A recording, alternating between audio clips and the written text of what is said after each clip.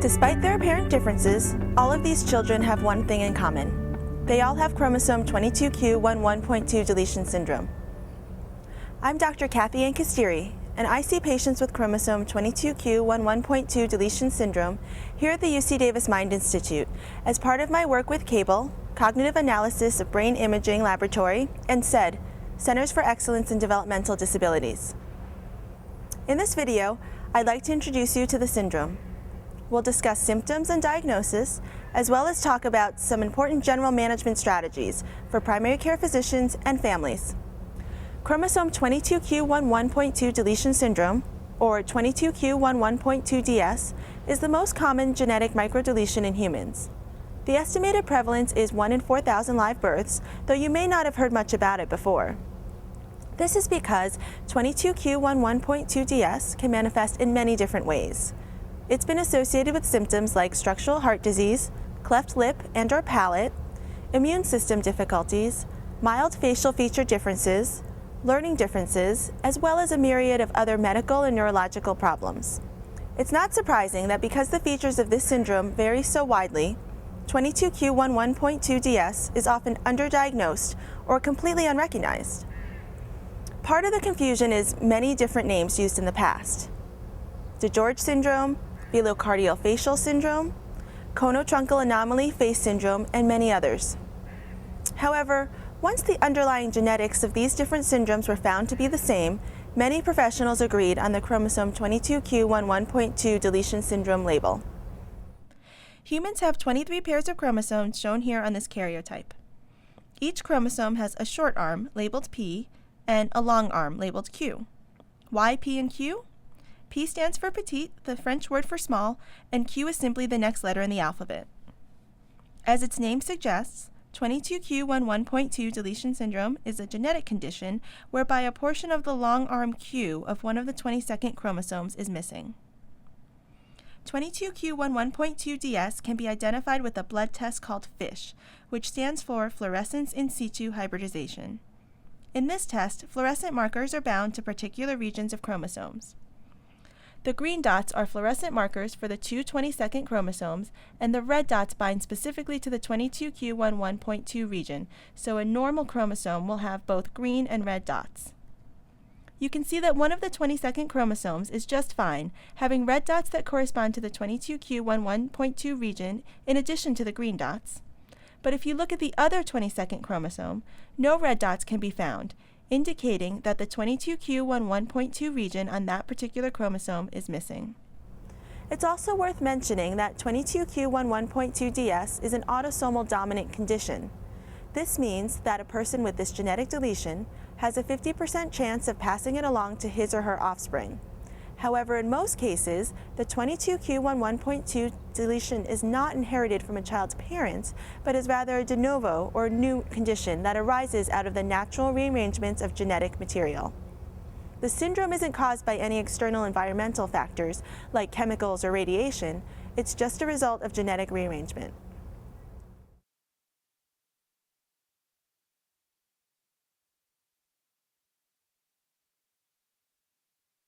Now that we've discussed the genetic basis of the syndrome, let's take a look at how 22q11.2 DS presents. Although symptoms of 22q11.2 DS can be extremely variable, there are certain features in the medical history or physical examination of patients that should alert doctors to the possibility of this genetic condition.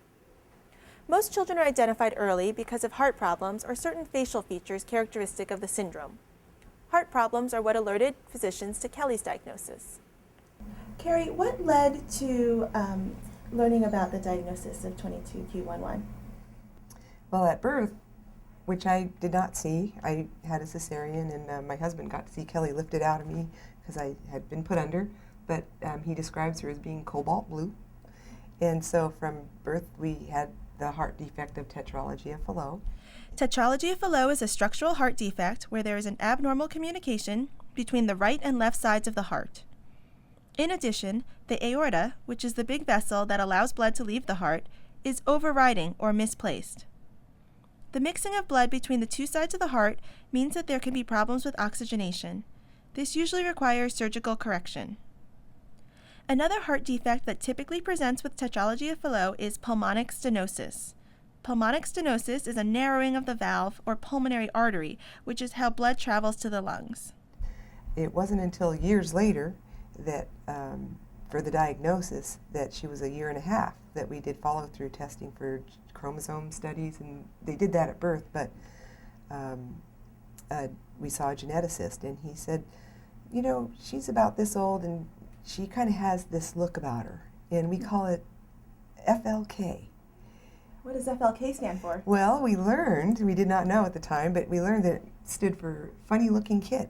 Oh. And this was just amongst geneticists. So I don't know if you want to see pictures now or later, but this is what he remembered Kelly being at about 6 days old. And of course, it's kind of like a funny looking kid, but she was our Kelly, and we thought she was beautiful. So because of that, his suspicion that something could be going on, he said that geneticists kind of go to conferences and talk to each other and pull pictures out of their pockets. So he took a little Polaroid of her and came back from that conference and contacted us and said he'd like to have her blood sent to a place in Philadelphia. As Kelly's mom mentioned, there are certain facial features typically associated with 22q11.2 DS. These can include a short philtrum, which is the space between the nose and upper lip, a long tubular nose, puffy hooded eyelids with narrow palpebral fissures, or the vertical distance of the eye opening, and hypertelorism, meaning widely spaced eyes. The ears can be small, low set, or abnormally folded. Another common feature is facial asymmetry, which can often be seen when a child is crying or smiling. Because 22q11.2 DS varies widely in its presentation, children aren't always identified due to heart problems or facial characteristics. Sometimes they may be first identified due to early feeding and/or breathing problems. Such was the case with the Clark family and their daughter, Riley. Can you tell me how you learned about Riley's diagnosis? Yeah, after she was born, we figured there was something wrong because she was having some issues with taking a bottle in the hospital while we were still at Sutter-Roseville. And after about 6 days, it looked like she was improving slightly, and then we got her home. After we got her home, things kind of started to deteriorate slowly to the point that she was having milk come through her nose upon feeds. She wasn't taking the volume that she was supposed to be taking like she was in the hospital. And actually on 2 occasions, she literally had stopped breathing. Wow. To the point where she had actually turned blue, and we were getting ready to do CPR on her, and that's when we said, something's not right. Nasal regurgitation is another common symptom found in 22q11.2 DS. This affected Kelly early on. It was at birth also, because Kelly spit up through her nostrils all the time, all her formula came through the nostrils, never through her mouth. The doctors, they just were good about checking into why things were happening because they hadn't seen them before. A lot of pediatricians say that babies spit up through their nostrils, but this was more than usual. GERD, gastroesophageal reflux disease, commonly called acid reflux, can also be a problem that requires intervention in one of several ways. If mild, symptoms can be controlled with positioning or smaller, more frequent feedings. Medications can be used to treat reflux. If medication doesn't seem to help, a surgical procedure called Nissen Fundoplication may be necessary, as it tightens the upper opening of the stomach so fluid cannot escape. If feeding problems interfere with adequate weight gain, a gastrostomy or G-tube might be used. A G-tube is a feeding tube that is used to deliver nutrition directly to the stomach. While feeding therapy can often be instrumental as well, a G-tube was needed in Riley's case. Well, getting the reflux under control was a big issue. That was big, yeah. Because that was causing the sleep apnea. She had the Nissen. So when for the first 2 months before they did the Nissen in the feed tube, she was having some severe reflux episodes even in the middle of the night, which was causing the apnea. So she was hooked up to an apnea monitor. That thing was going off a couple times an hour throughout the night. So you're kind of sleeping with with one eye open type thing. But as soon as they did the stomach wrap or the Nissen, That she she was still having the violent reflux episodes, but everything was staying within her stomach. And as soon as that surgery was completed, the apnea went away. Many children with 22q11.2 DS have cleft lips and/or palates. These may not always be visible from the outside, since submucous cleft palates, as these are called, are quite common. For this reason, it's recommended that an ear, nose, and throat doctor, or otolaryngologist, take a look inside the mouth and nose area with a camera through the nose, a procedure called Nasopharyngoscopy. A submucous cleft palate occurs when the hard or bony palate is not fully formed, but the soft tissue around it is intact. This is often, but not always, associated with a bifid or split uvula, which is the soft tissue that hangs at the back of the throat.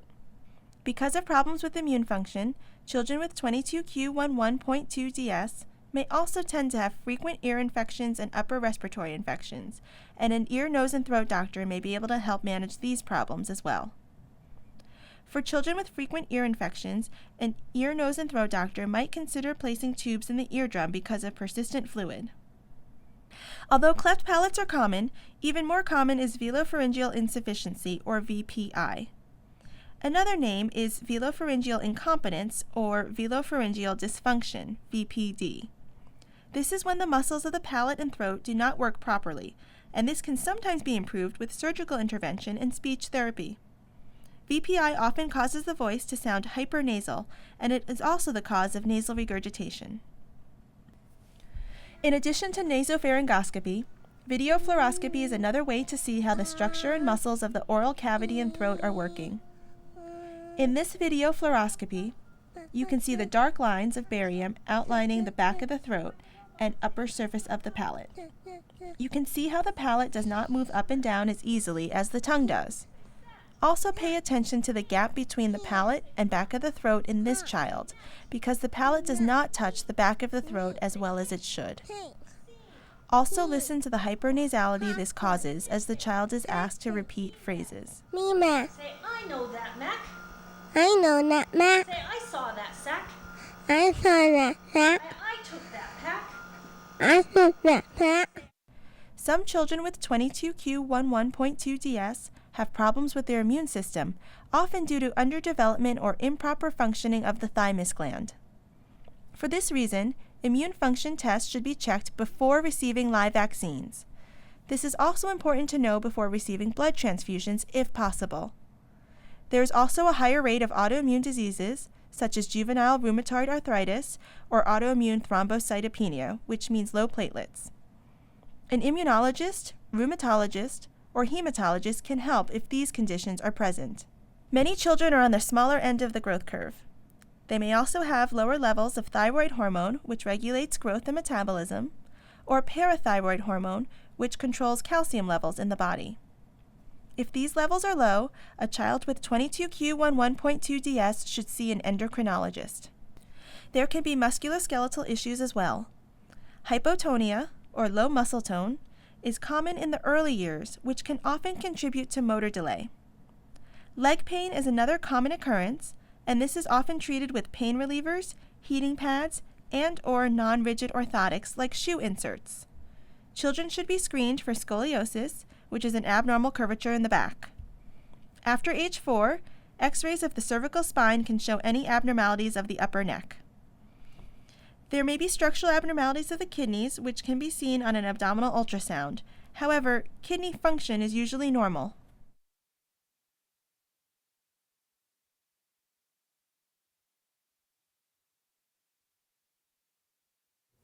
Now that we've gone over the range of medical issues that can be associated with 22q11.2 DS, here's some good news. With proper intervention, almost everything is manageable, and people affected by the syndrome can live very healthy and happy lives. So let's talk a bit about how to manage some of the medical issues that present themselves in 22q11.2 DS. Every child with 22q11.2 DS should be seen by a cardiologist for an echocardiogram or ultrasound of the heart and an EKG, electrocardiogram, to rule out structural heart disease such as tetralogy of Fallot or other abnormalities. It is important to see a geneticist, especially for genetic counseling and evaluation of involvement of other family members. A referral to an ENT, which is an ear, nose, and throat doctor, or a craniofacial team is also necessary as cleft palates are not always easily seen.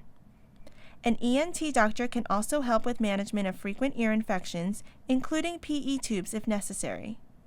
An ENT doctor can also evaluate for Velopharyngeal Dysfunction, VPD, along with a speech therapist. Hearing should be checked yearly. An ophthalmologist should do a complete eye exam, including dilation, so that the vessels in the back of the eye can be seen.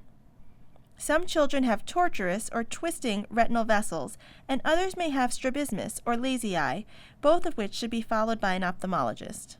A gastroenterologist, nutritionist, and/or feeding therapist can address difficulties with growth, feeding, and nasal regurgitation. The primary care pediatrician can evaluate for adequate immune function, which is important to know before receiving live vaccines. Any abnormalities can be referred to an immunologist. Yearly surveillance tests include a complete blood count, or CBC, to check for low platelets or anemia, ionized calcium for hypocalcemia, which is low calcium levels, and thyroid function tests such as TSH and free T4. Growth should be charted at every visit, and an endocrinologist should be consulted if there are any concerns about hormone levels, including thyroid, parathyroid, and growth hormone, all of which can be low in these children. A baseline kidney ultrasound should be obtained to look for structural problems. X-rays of the C-spine or cervical vertebrae should be taken after 4 years of age to identify vertebral anomalies. Developmental screening and monitoring for developmental delays can usually be obtained through local early intervention agencies. Other specialists, such as neurologists, physical therapists, or occupational therapists, may also assist depending on individual problems. And there you have it. Obviously, there's a range of medical issues to consider, and we hope that this video can help you and your medical providers feel more comfortable taking care of a child with chromosome 22q11.2 deletion syndrome. It's important to know that not every child with the deletion will experience everything we've mentioned, and in many instances, symptoms may be mild and very manageable. You and your doctor can make sure that your child stays healthy just by being aware of and keeping on top of medical conditions that can arise. Many parents also ask if their child has to see a chromosome 22q11.2 deletion syndrome specialist. That isn't usually necessary, since all of these issues can typically be handled by specialists we've talked about in the video. The good news is that as researchers and medical professionals learn more about chromosome 22q11.2 deletion syndrome, our ideas about how to improve the lives of people with this condition and the lives of their loved ones gets better every day. Cable and other teams across the country are hard at work conducting research with the ultimate goal of improving both the clinical care and long-term prognosis for individuals with chromosome 22q11.2 deletion syndrome. To learn more about what research Cable is conducting, please visit our website at cable.mindinstitute.org. Thank you for joining us for this introduction to chromosome 22q11.2 deletion syndrome.